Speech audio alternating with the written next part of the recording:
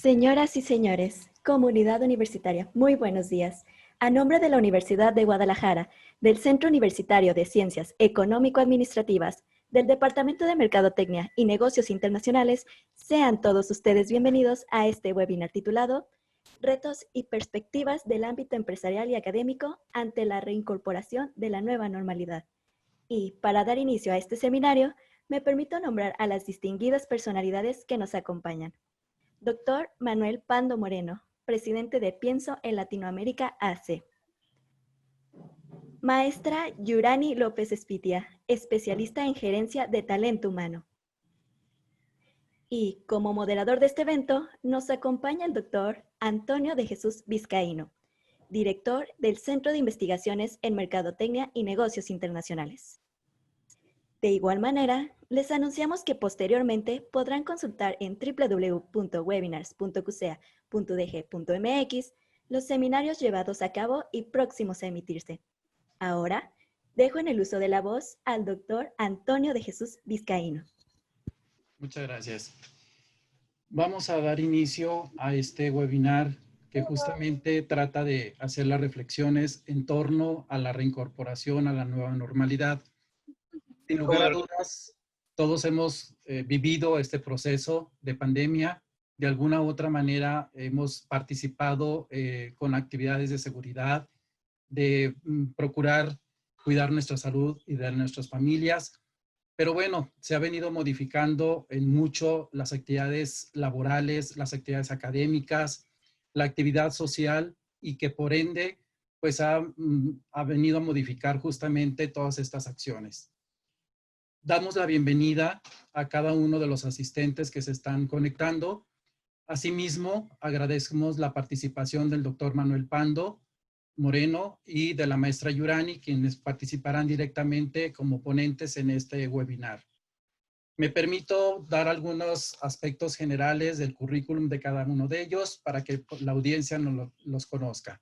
En primer término, la maestra Yurani López Espitia es licenciada en Administración de Empresas por la Universidad Nacional de Colombia, Manizales, magíster en Gerencia del Talento Humano por la Universidad de Manizales, docente investigadora en el área de gestión, organizaciones, estrategia y cultura organizacional, y destacan dentro de sus investigaciones las siguientes: impacto de la innovación en el desempeño de pymes agroindustriales de Manizales, la formación, una práctica estratégica de la empresa, un estudio empírico en los departamentos de Caldas, lineamientos y estrategias desde gestión humana que permitan el mejoramiento de la calidad de la educación básica y media oficial del departamento de Caldas.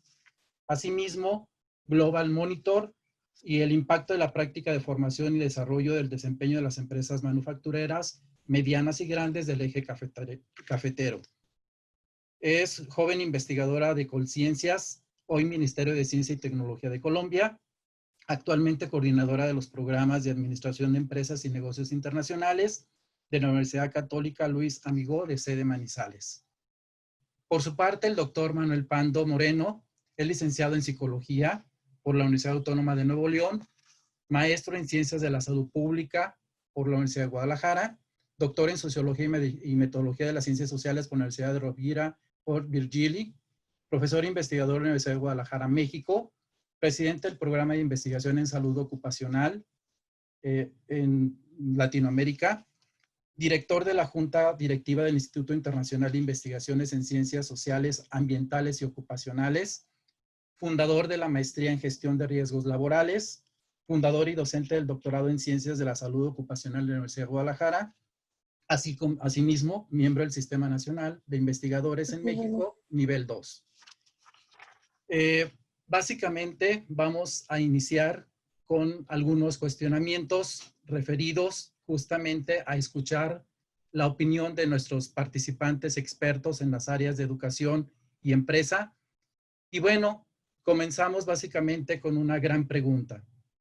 Un gran reto para el sector educativo y empresarial definitivamente ha sido aplicar un nuevo paradigma de la transformación, tratando justamente de quizás hacer actividades de manera inesperada en nuestro ámbito de casa, en nuestro ámbito laboral, cosas a las que no estábamos acostumbrados para dar continuidad a las acciones y actividades del día. Ante esto y ante lo que hemos vivido y que se espera todavía nos reincorporemos a las actividades mismas, ¿cómo perciben ustedes la salud ocupacional tanto de los trabajadores, en su caso, como de la comunidad educativa referida pues a las instituciones educativas? Adelante, maestro doctor Pando.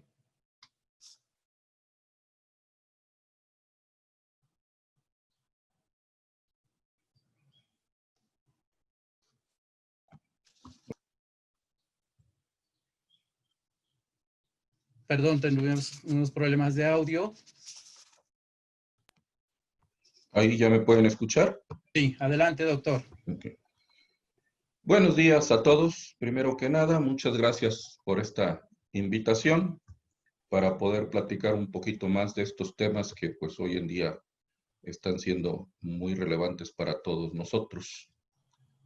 En el caso de la industria o de la empresa, creo que los retos que se están dando en esta manera, en este momento, perdón, no nos han caído tan de manera inesperada. Probablemente lo que nos ha hecho es acelerar algunos procesos que ya se venían dando, ¿sí?, dentro de la propia empresa. Ya desde hace algunos años se empezaba a hablar de la industria 4.0, donde las cuestiones son mucho más robóticas, los trabajos son muy a distancia, la relación interpersonal es todavía ya no cara a cara, sino a través de estos medios como los que usamos ahora, etcétera. Y eso venía ya desarrollándose en la industria a nivel mundial. En México también ya había empezado a darse casos de esto, y íbamos quizás lentamente. Ahora con la pandemia, pues llevó a muchas empresas a acelerar estos procesos, y quizás uno de los cambios más importantes dentro de la empresa ha sido la presencia del teletrabajo, que, insisto, no es nuevo, pero presenta ciertas novedades, presenta ciertas situaciones que no se venían dando, y que, claro, el porcentaje de trabajadores que hacían teletrabajo era mucho menor al que hoy en día se está haciendo. Esto llevó a que el teletrabajo se presentara sin una buena formación, sin una buena planeación, en ocasiones sin las herramientas y la tecnología adecuada para llevarlo a cabo. Y esto psicológicamente y emocionalmente, este tipo de cambios generan tres tipos de ansiedades que se conocen como ansiedades básicas, y que son la ansiedad confusional, la ansiedad depresiva y la ansiedad paranoide. Creo que estos son los tres tipos de ansiedades que ahora la empresa está teniendo que enfrentar dentro de los paradigmas psicosociales que se dan en el trabajo. Bien, en el caso de la educación, maestra Yurani, ¿qué es lo que podemos encontrar? Bueno, muchas gracias también a todos ustedes por la invitación, muchas gracias a nuestra audiencia, agradezco a todos nuestros estudiantes, tanto de pregrado como de posgrado, y lo mismo a la planta docente que nos acompaña precisamente para tener esta discusión. Dando respuesta un poco a la pregunta que nos hacen, bueno, en educación me uno mucho al comentario que nos hacía el doctor Manuel Pando. Estos paradigmas no eran tan alejados de nosotros, se hablaba del tema de teletrabajo, quizás no mucho en la educación. Quizás de pronto teníamos algunos avances cuando los docentes o los estudiantes estaban inscritos en programas virtuales, pero nunca pensábamos que quizás los programas presenciales podrían tener estas mismas características o incluso estas mismas dinámicas que como si lo tenían los programas ya virtuales. Por supuesto, creo que no solamente en el campo de la educación, sino como también lo decía el doctor Manuel Pando, en muchos otros sectores económicos, llámese de organizaciones, de servicios, etcétera, fueron unos cambios muy bruscos, incluyendo las mismas familias. Esto revolucionó significativamente nuestra planeación diaria, nuestros pensamientos, nuestras disciplinas, etcétera. Entonces, eso fue lo que quizás generó un poco de caos, no solamente en nuestros estudiantes y docentes, sino también en nuestros padres de familia. Teníamos un ritmo de trabajo que quizás íbamos al trabajo o teníamos en nuestra casa solamente un computador que era el que usaba de pronto el hijo cuando llegaba en la tarde a hacer su tarea, pero resulta que ya era un solo computador para que tanto padre, madre, hijos se conectaran, ya sea para trabajo o para clases. Entonces, por supuesto que hubo un proceso muy psicosocial y fue una respuesta muy reactiva que tuvimos que enfrentar muchísimo la sociedad, no solamente, repito, desde el tema educativo, sino en general, ¿cierto? Como hasta incluso aspectos de pasear nuestras mascotas cambiaron o modificaron nuestra calidad de vida durante esta situación en que empezamos a hacerle frente a la pandemia. Efectivamente.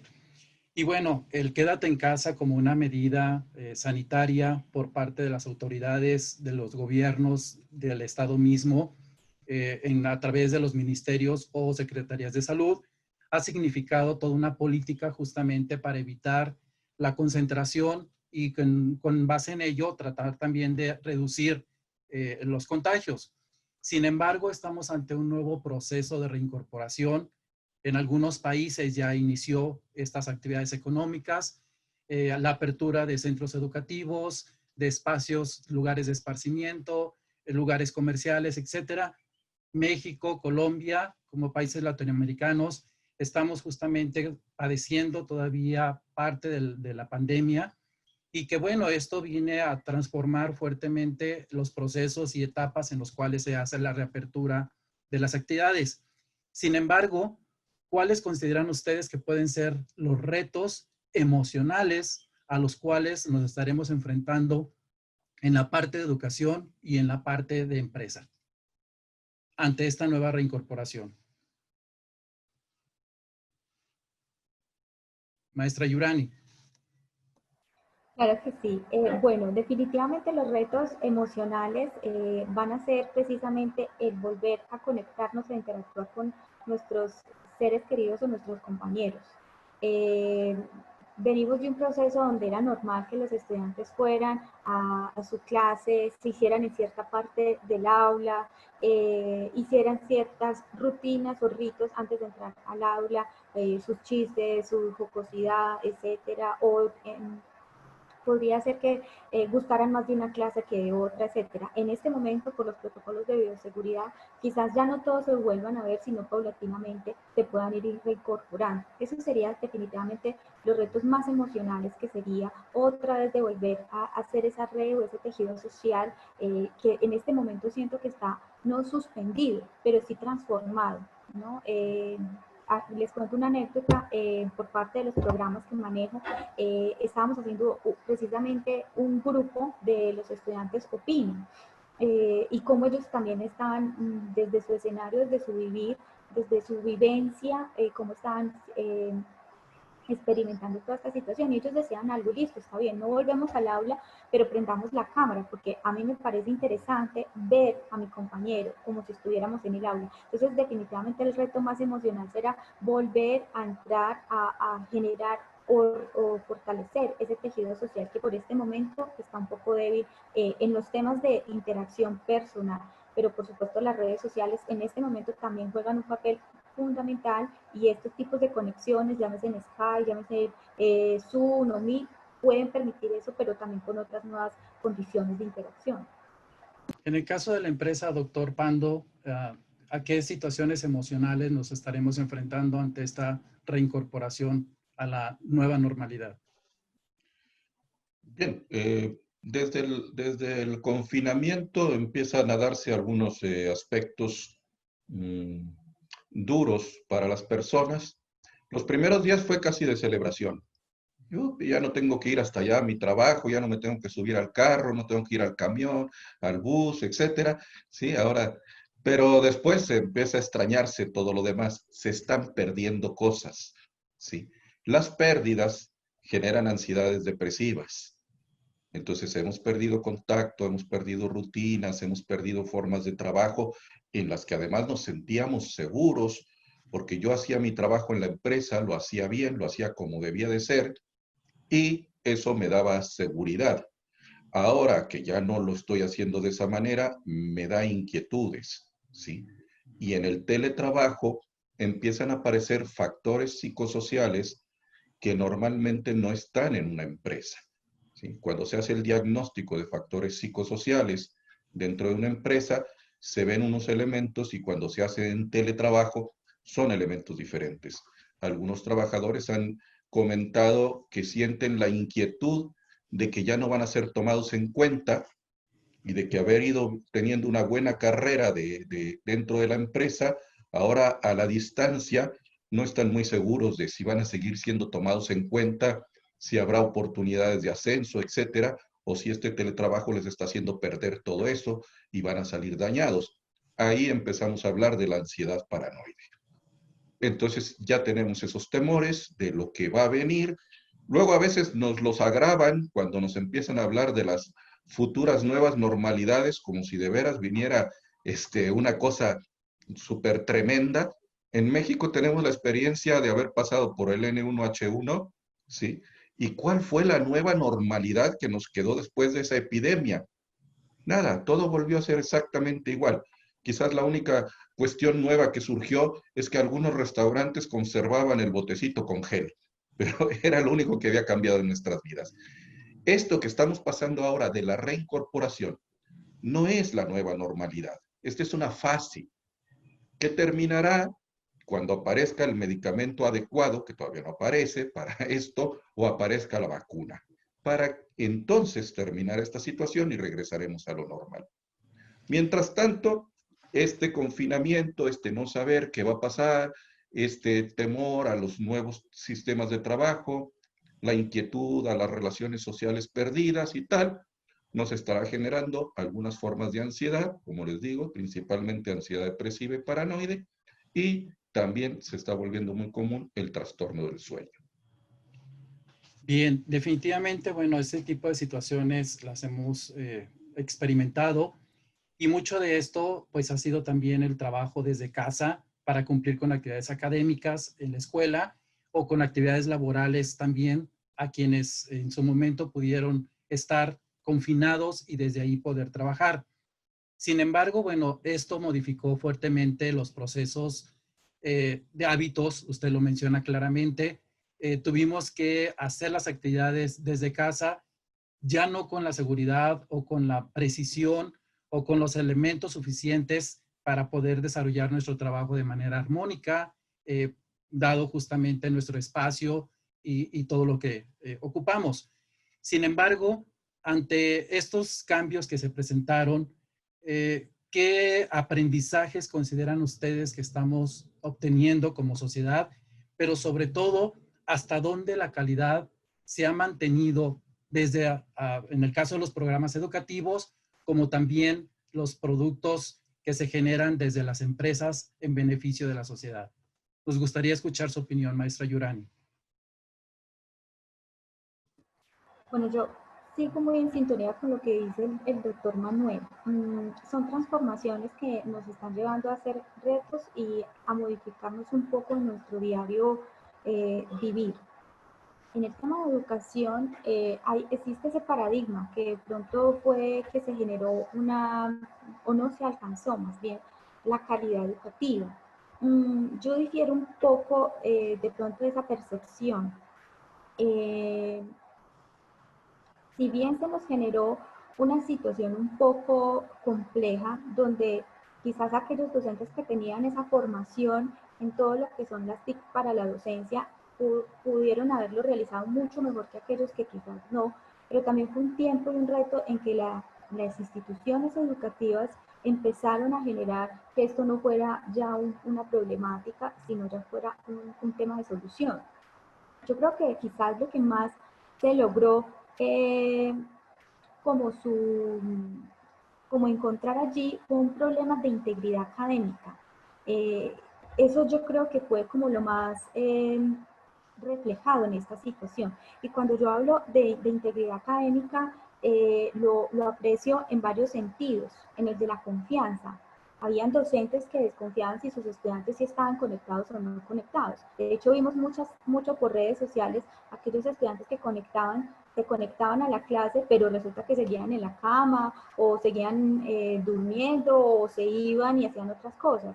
Faltaba un problema de responsabilidad, esto por parte de estudiantes como de docentes, un tema de moral o de excelencia moral. Entonces, ¿cómo hago para que este taller no me funcione o no tenga que hacerlo tan rápido, entonces lo busco por Google, le doy al cálculo que no se va a dar cuenta, o los tipos de evaluaciones se tuvieron que cambiar. Entonces ya dejó de ser el papel que el profesor les llevaba en su pupitre para que lo diligenciara, y ya todo empezó a hacer hasta sistemas evaluativos de manera virtual, y eso siempre generaba una desconfianza por parte de los docentes para el estudiante. Y no faltó aquel estudiante que quizás también pudo haber generado este tipo de acciones.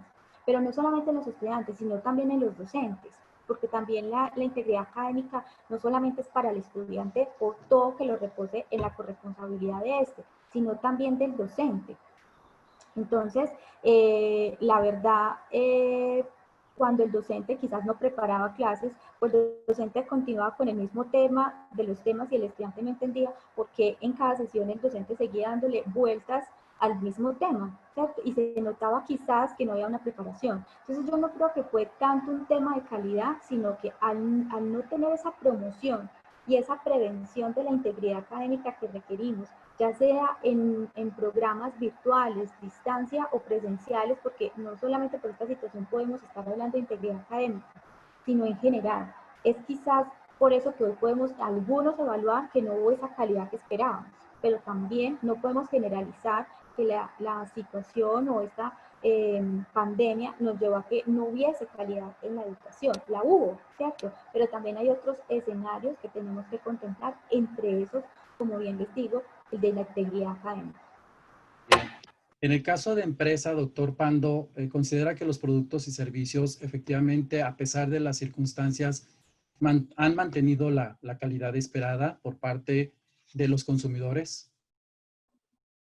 Sí, yo creo que en la empresa esto se vigila mucho y están acostumbrados a esa vigilancia.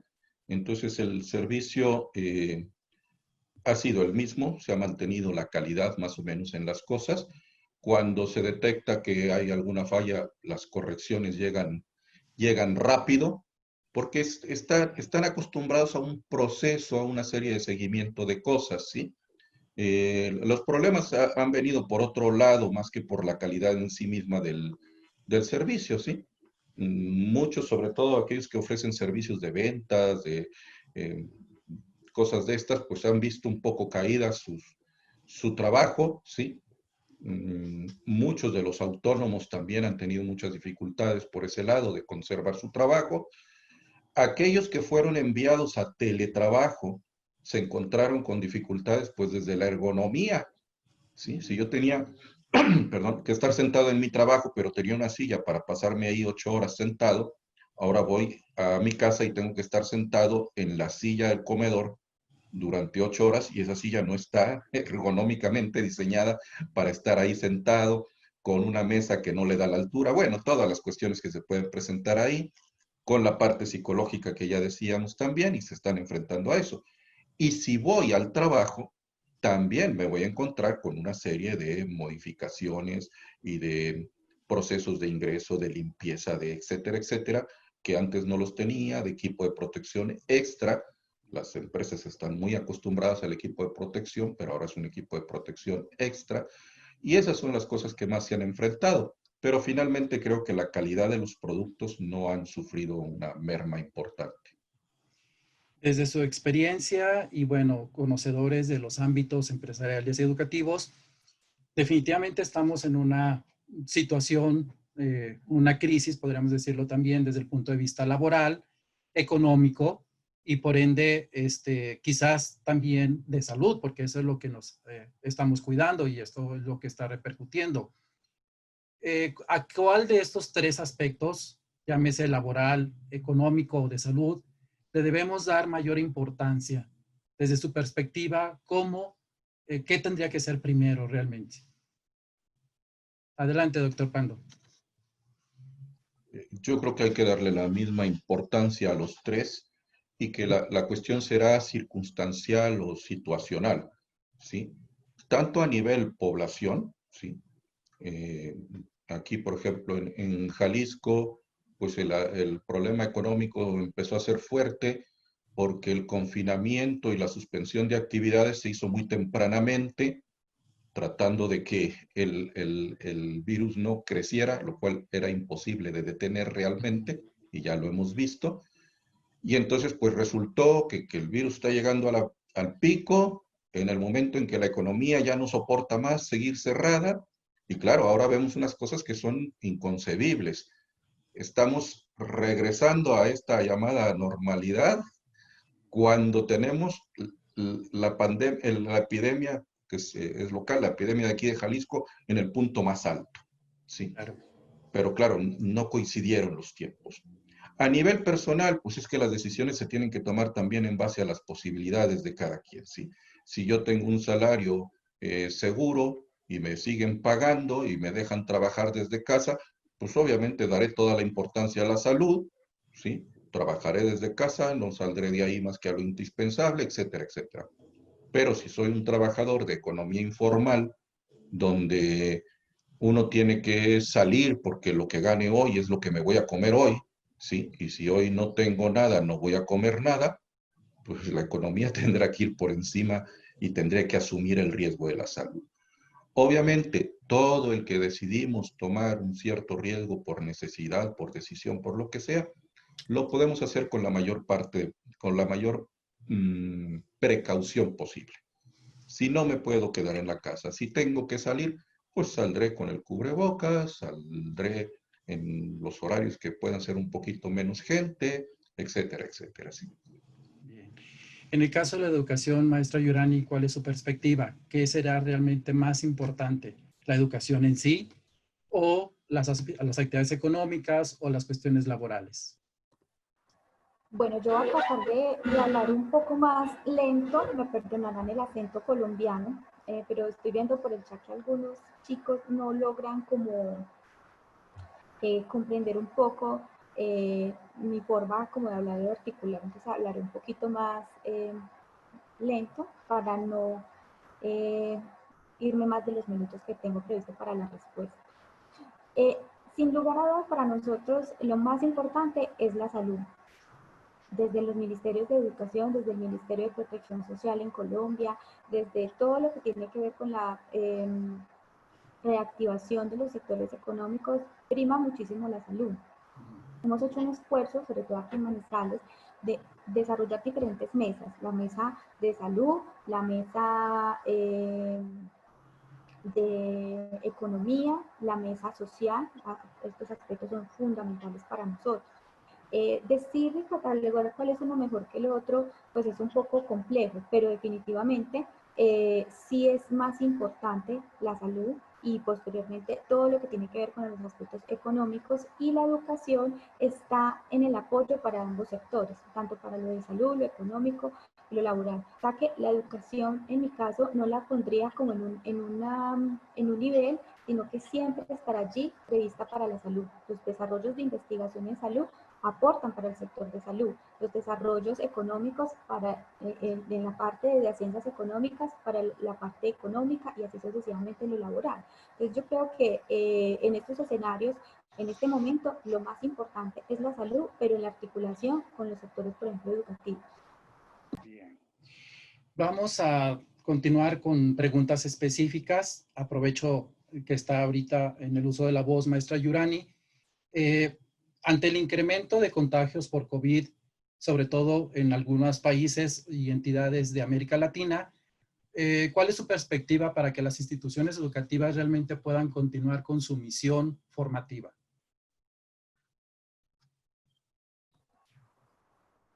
Bueno, nosotros como educación tenemos retos fundamentales. Sin lugar a dudas está el tema de las funciones sustantivas. ¿Qué se entiende por funciones sustantivas? La docencia, la investigación y la internacionalización, la extensión, la protección social y el bienestar. En este caso, la docencia con esta situación nos lleva a que tenemos que tener un poco más de inversión económica, tecnológica, de recursos humanos, para que la virtualidad o las mediaciones virtuales sigan siendo o estando presentes en la educación.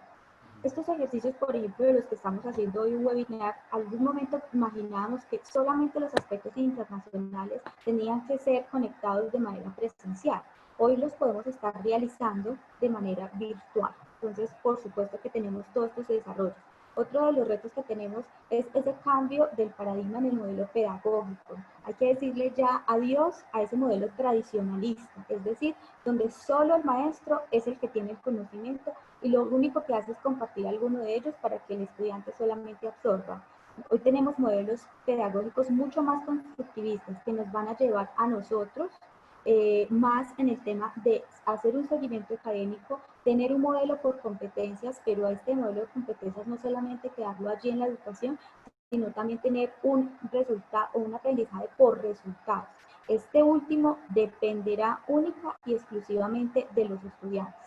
¿Esto qué quiere decir? Que serán los estudiantes los que nos van a dar el giro, qué es lo que quieren realmente por calidad. Y así tendrían que tener unas competencias, entre esas las investigativas. La investigación definitivamente en el pregrado como en el posgrado conllevan a que ellos como futuros profesionales desarrollen una competencia fundamental y es el pensamiento crítico. Y este es el que les permite cambiar su ambiente, cambiar su entorno en donde se desempeñen, sea en su nivel local, nacional o internacional. ¿Considera usted que en un momento determinado, indiscutiblemente, la institución pueda hacer un gran esfuerzo por tratar justamente de cumplir con los programas educativos, formativos a los cuales está encomendado? Sin embargo, ¿hasta dónde los estudiantes están en condiciones o tienen las habilidades suficientes para el autoaprendizaje? Porque ese es un elemento importante. ¿Cuál es su opinión al respecto? Bueno, yo pienso que el ser humano, desde nuestra filosofía institucional, somos una universidad creada y conformada por los terciarios capuchinos y tenemos una filosofía amigoniana que dice que el hombre es perfectible. Entonces no me quedaría bien decir que no las tienen, todo lo contrario. Creo que todos los seres humanos tenemos esas competencias de autoaprendizaje y este es el ejemplo de ello. Todos los pudimos. Para mí los docentes como los estudiantes fueron los héroes en esta titánica misión que nos transformó la educación. En este momento, para nosotros, tiene que ser fundamental ese ejercicio con los docentes y con los estudiantes. Aquí tenemos que hacer unos cambios de los paradigmas. Aquí tenemos que hacer unos cambios en los modelos pedagógicos, tenemos que hacer cambios en cómo se planean los proyectos docentes o los planes del aula, cómo cambiamos nuestra relación en el aula, cómo cambiamos la indagación. Aquí es el momento para que los estudiantes vayan un poco más. Cuando hablamos de autoaprendizaje, no necesariamente tenemos que entender que es el que yo quede en mi casa y sencillamente indague por lo que yo quiera. No, existen muchos. Las universidades tenemos unas inversiones fundamentales en las bases de datos. Y ese es el abanico de las posibilidades de encontrar un poco más el manejo y el bagaje. Ahora, hay que saber construir las estrategias de qué considero yo que es el aprendizaje independiente o lo que son los trabajos independientes o en casa. También cómo desarrollo esos trabajos en grupo, porque a veces yo pongo como docente un trabajo en grupo, pero realmente no es en grupo. Se conforman 4, pero 2 trabajan. Entonces, ¿cómo hacemos que esos grupos realmente sí alcancen los objetivos que son los que tenemos previstos nosotros como docentes? ¿Cómo hacemos la lectura y la escritura? Porque eso no nos puede quedar de un lado. Si queremos estudiantes que tengan esas grandes potencialidades para transformar el entorno, estos deben de cumplir con estas competencias. ¿Cuáles son? La lectura y la escritura. En este momento no hay momento para el plagio. Tenemos que cuidarnos de la similitud. No puede ser que un estudiante de primer semestre diga, hice plagio, bueno, entonces empecemos a capacitar. Digamos que se le puede apoyar en ese proceso, pero ya un estudiante que vaya avanzando en ese ritmo no, porque hace parte de sus características profesionales como tal. Debemos de trabajar también esa indagación a otros aprendizajes activos, y el aprendizaje activo lo incita el docente, pero realmente quien lo desarrolla es el estudiante. Entonces, tenemos muchas cosas que transformar en este ejercicio. Tenemos muchísimas cosas en las que tenemos que indagar. Los estudiantes ya no les tienen por qué dar temor de las bases de datos. Ya no les tienen por qué dar temor de las bibliotecas. Ahorita hay muchísimas situaciones. Ya no le tiene que dar temor de irse a otro país a explorar otro contexto. Las universidades tienen planados esos programas.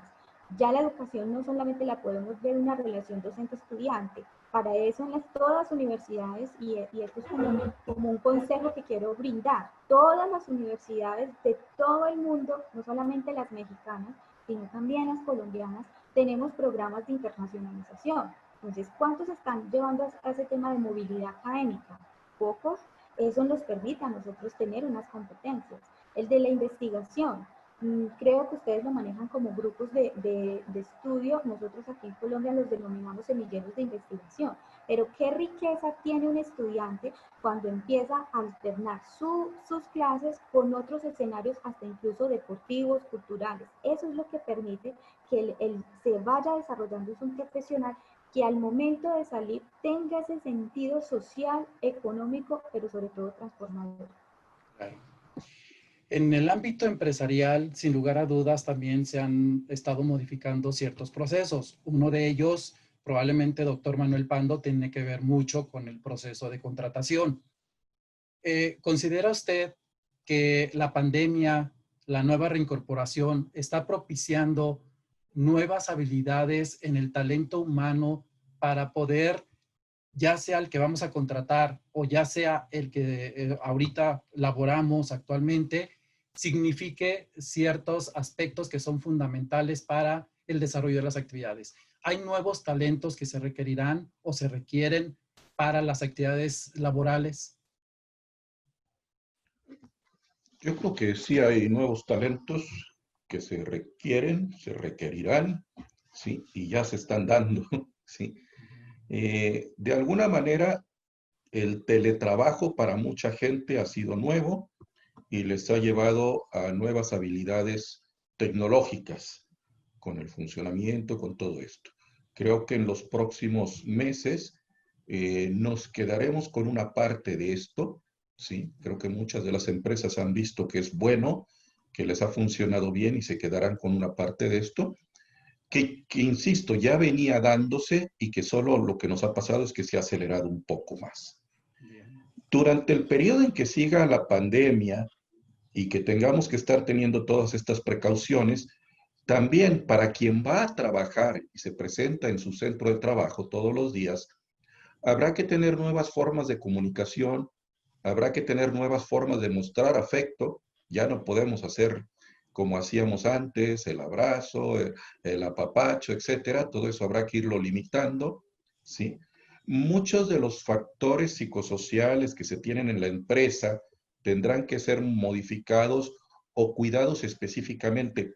En nuestros países, y hablo específicamente de Colombia, México, bueno, y Ecuador, que he visto algunos compañeros de Ecuador por ahí conectados, en estos tres países al menos, el estudio de los factores psicosociales de la empresa es obligatorio.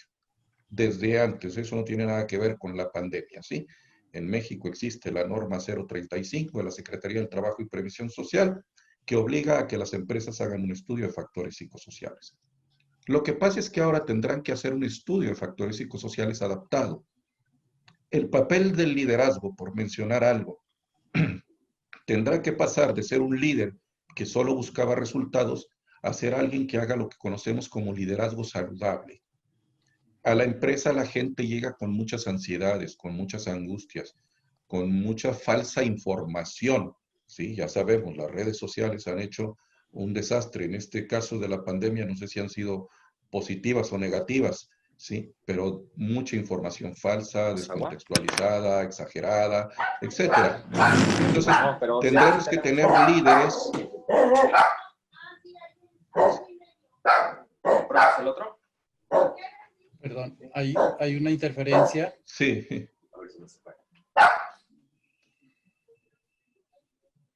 Ya está. Ya el perrito ya nos dejó. Les decía, va a haber que generar un tipo de liderazgo que se conoce como liderazgo saludable, que es alguien que puede de alguna manera absorber, ayudar a que estas angustias, estas cosas en los trabajadores no se extiendan. Entonces, serán los mismos factores psicosociales que ya conocíamos, pero ahora desde otra situación. También habrá que aprender, que no hemos sido muy buenos para eso, hacer un análisis crítico de la información que nos llega, ¿sí? Hoy en día todo lo que nos llega es tomado como realidad, se traspasa con la inmediatez que requieren las redes sociales sin ningún criterio, ¿sí? Uno ve que le llegan unos mensajes que dice, bueno, ¿cómo es posible que alguien haya escrito esto? Y más aún, ¿cómo es posible que alguien lo haya reproducido, retuiteado, según la red que sea, ¿sí? Entonces, tenemos que aprender también eso, son aprendizajes que se van a tener que dar, y creo que sí, estamos aprendiendo y todavía nos quedan otros retos para seguir aprendiendo. Justamente respecto a los retos, uno de ellos tiene que ver mucho con la seguridad laboral.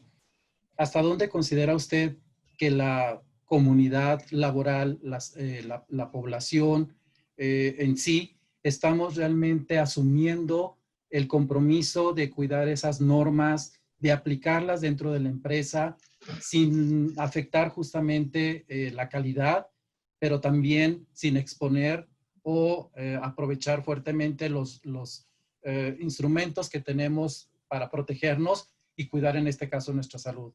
Es decir, ¿qué medidas de seguridad consideran se van a enfatizar y sobre todo hasta dónde la planta laboral realmente asumirá el compromiso de ejercerlas a conciencia y de manera precisa?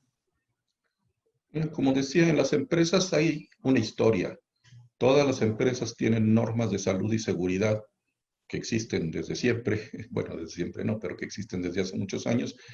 Y tenemos empresas que son de alto cumplimiento, que las cumplen muy bien, que las llevan a cabo como tal, y otras que realmente no las cumplen adecuadamente. Creo que eso se va a seguir repitiendo, ¿sí? Y entonces hoy en día vemos empresas donde las medidas de protección contra el virus son bien llevadas, se cumplen, ¿sí? Las que ya sabemos, el gel, el cubrebocas, la distancia, pero además las mamparas que se pueden colocar y se colocan en muchas empresas. Hay empresas donde el distanciamiento es prácticamente imposible, la máquina está en los puestos de trabajo pegado y se ha dado por colocar unas mamparas entre un trabajador y otro para generar este tipo de ambientes. El uso de estas tecnologías nuevas también, mismos, controlan que se mantenga el distanciamiento.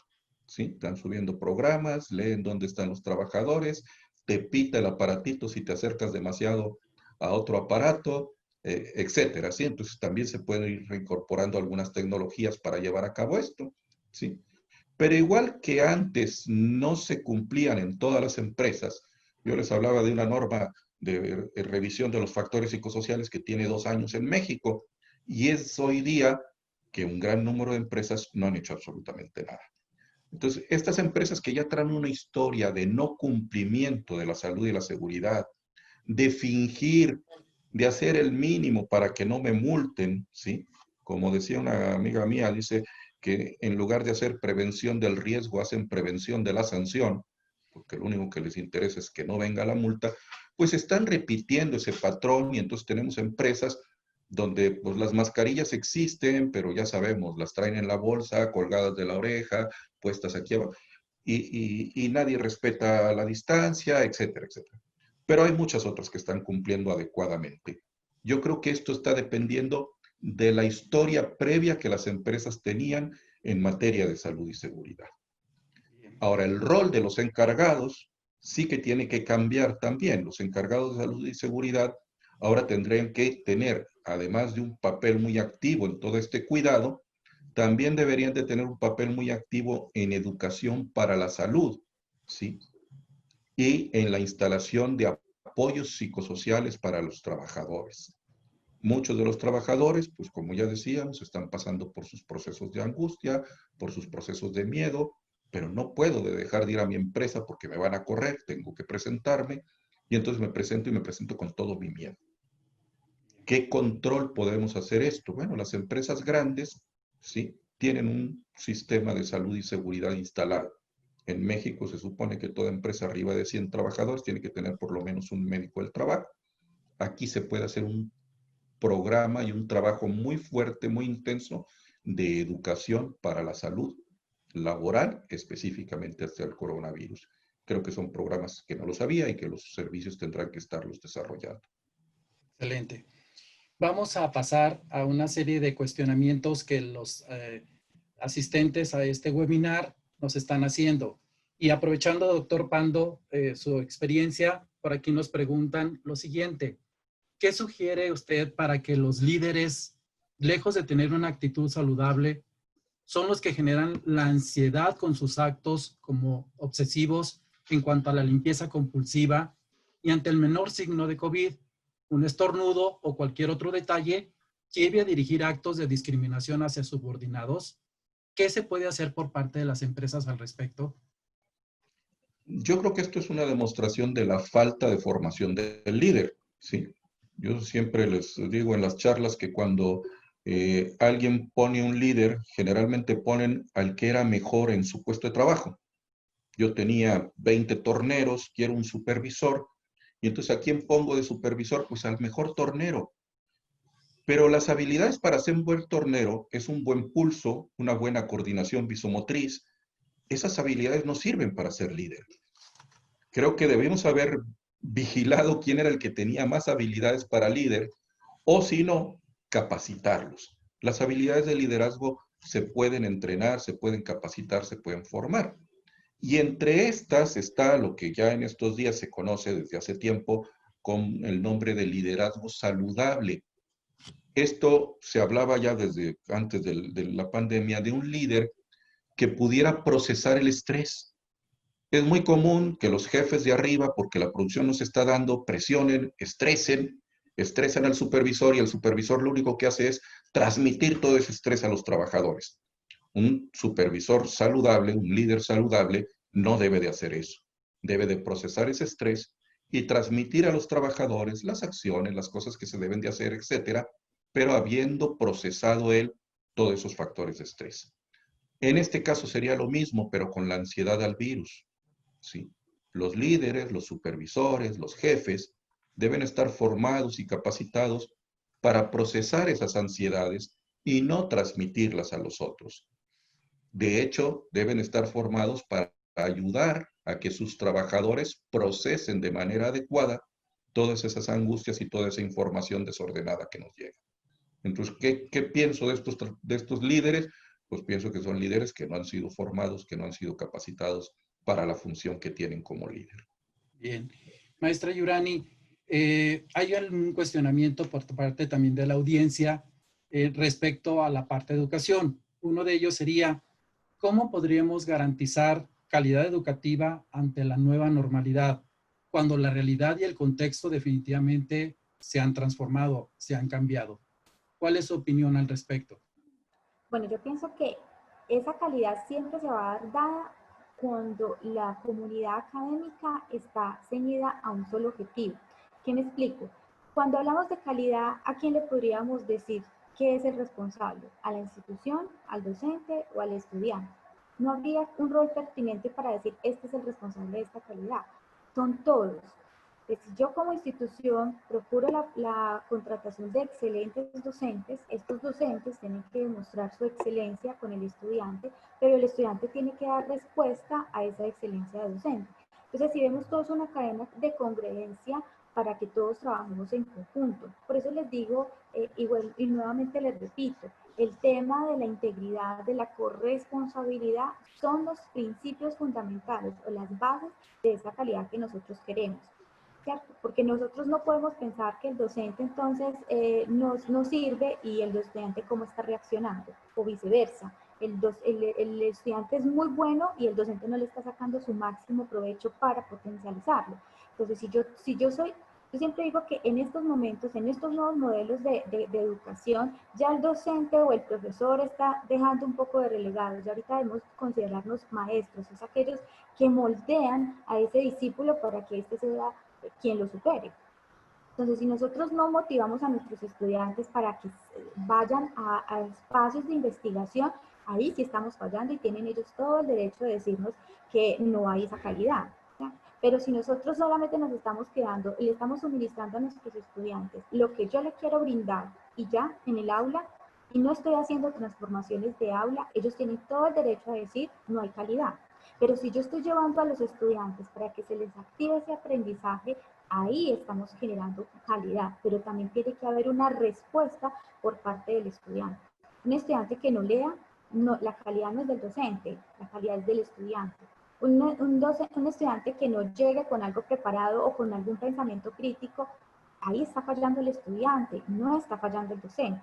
Entonces, por eso digo, la calidad va a ser en la unidad de esta comunidad académica, docentes, administrativos y por supuesto estudiantes. Y los nuevos modelos a nivel internacional, quienes van a tener la batuta de transformar la educación a esa calidad que queremos son los estudiantes. Son ellos los que nos van a exigir qué calidad es la que quieren para nosotros.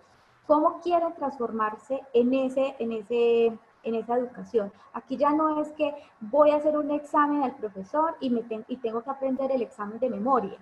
Eso ya es un modelo muy tradicionalista y el estudiante quiere hacer ese cambio. No quiere que sea medido solamente porque de las 5 preguntas, las 5 preguntas las sacó bien.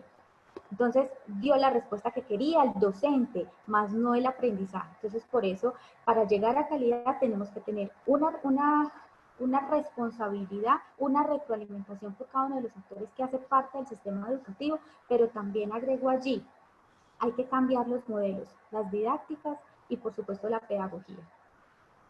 Excelente. Una última pregunta por parte de la audiencia al doctor Pando.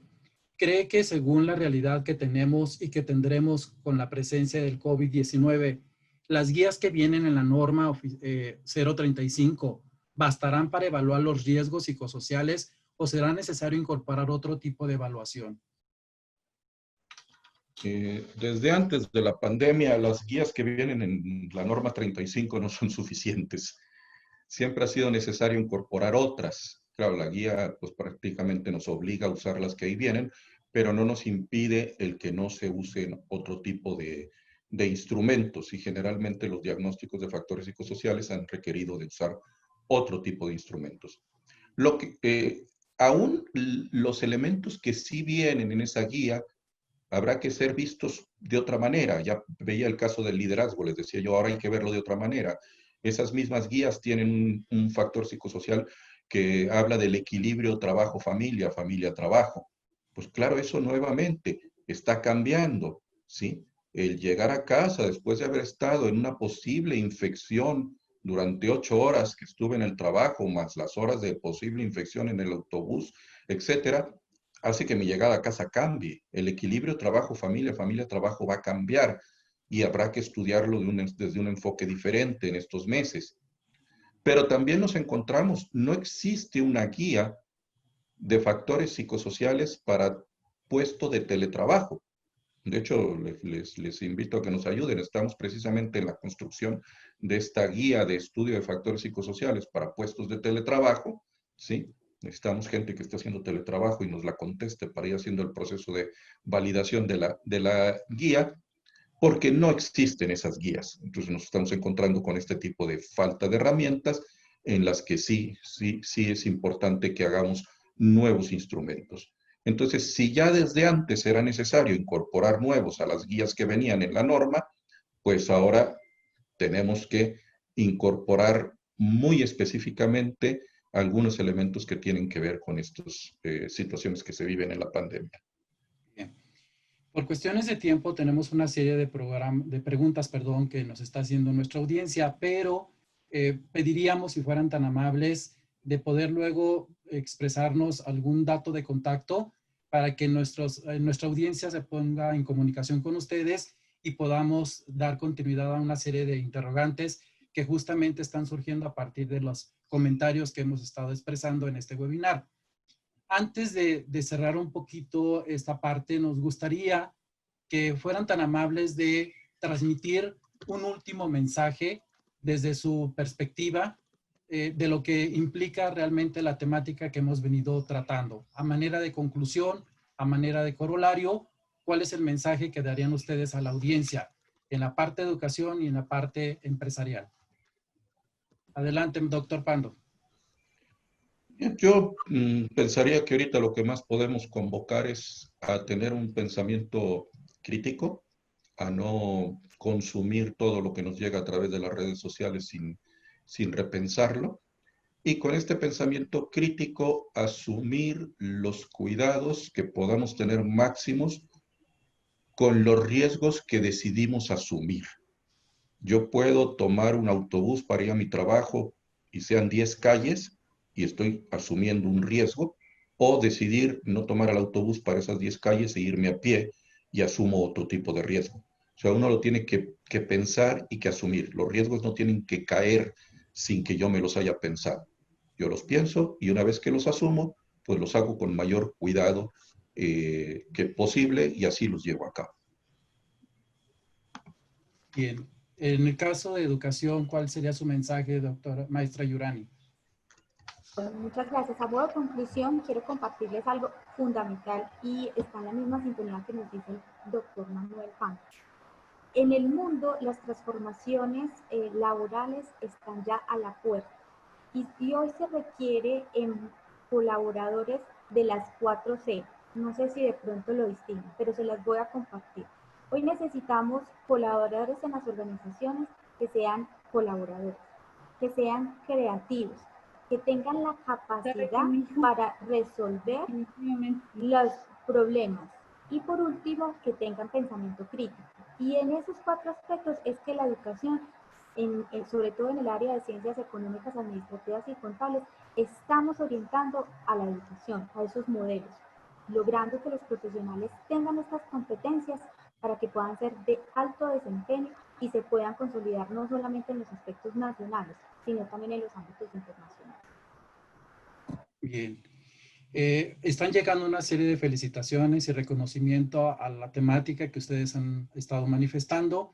Sí sería muy conveniente pudieran hacernos el favor de proporcionarnos algún dato de contacto para que la audiencia se ponga en contacto con ustedes y lógicamente sabemos que el tiempo destinado para esta webinar no es suficiente por la dimensión de los temas que hemos venido tratando y que bueno, ojalá no sea el único espacio que podamos estar en comunicación. Si fueran tan amables, por ahí el doctor Pando puso en el chat un dato de contacto.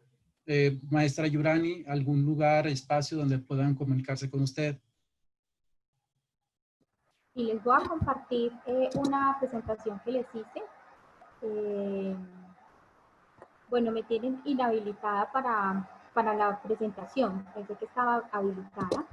Entonces les voy a escribir en el chat mis 2 correos electrónicos, el institucional y también el personal, por si alguien está interesado en contactarme, y con mucho gusto estaré presta para servir. Bien.